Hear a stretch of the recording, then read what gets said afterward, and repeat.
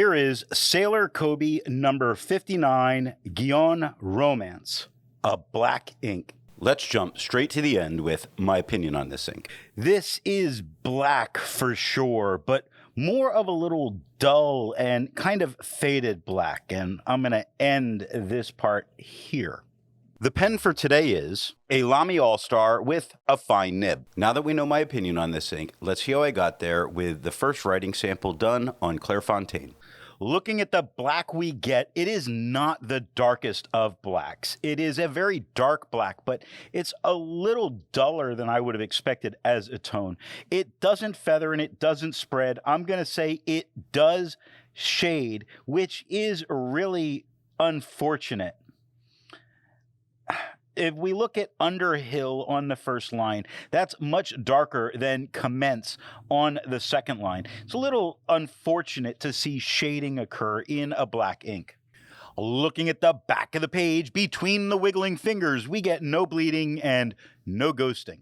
Let's take a look at some other inks from the same manufacturer. Here is Sailor Studio 462.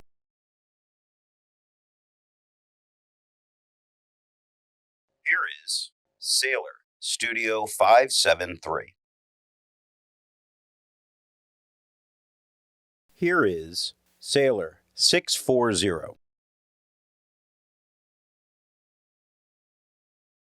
Here is Sailor 641.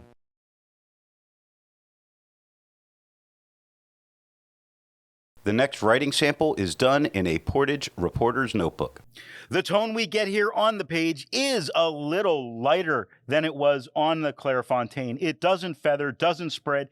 It does shade, things that we don't tend to really care for in black inks. Take a look at things on the first line where the TH is darker than the IN. The GS at the end does get darker again. So if you wanted a shading black ink, this would be a very good one.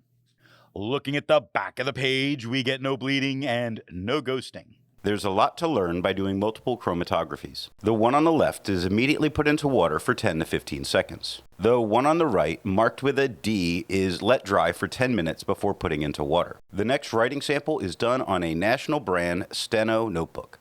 Here we have what I think is the darkest, most black of black that we're going to get with the papers. It doesn't feather, doesn't spread. It almost never shades, though you can see it in Cousins on the second line, where the C is darker, the OU lighten up a little bit into the S. The ins at the end does get darker, but for the most part, we get a nice dark black ink with very little to no shading, but it does shade still some.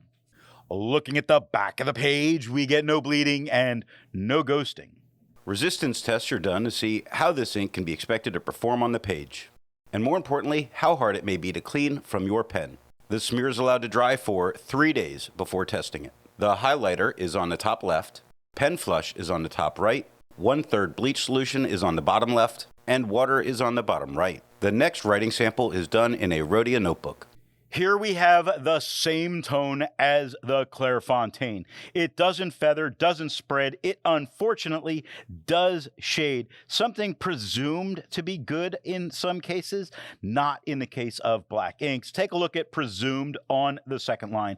The downstroke of the P is a little darker than the hoop of the P. It stays lighter through the R, darkens on the E, lightens on the sum in the middle, or sum. The D at the end does get a bit darker. Now, it stands out against this quad rule without any kind of a problem, but that doesn't overcome the problem of a shading black ink for me. Looking at the back of the page, we get no bleeding and no ghosting. With over 1,000 inks reviewed, let's take a look at some color comparables. Here is Robert Oster Green Black.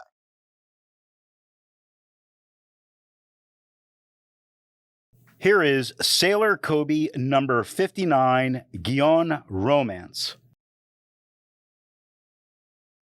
Here is Schaefer Black.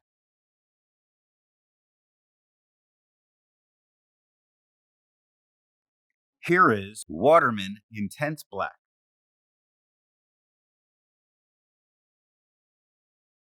The next writing sample is done in a composition lab notebook.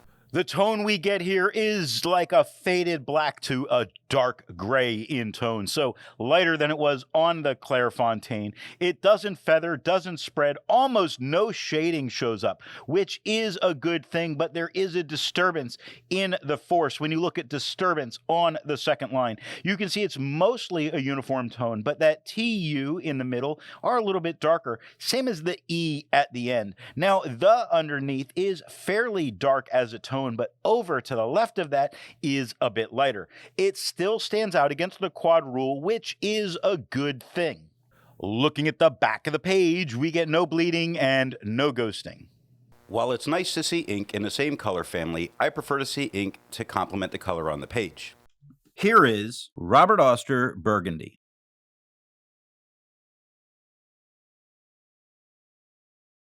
Here is Diamine Pink.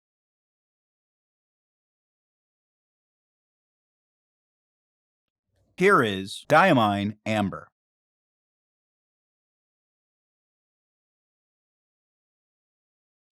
Here is Diatramentis Dante Alighieri Ruby Red.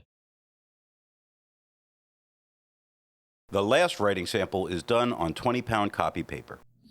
As a tone, we get a little bit darker than it was on the Clairfontaine.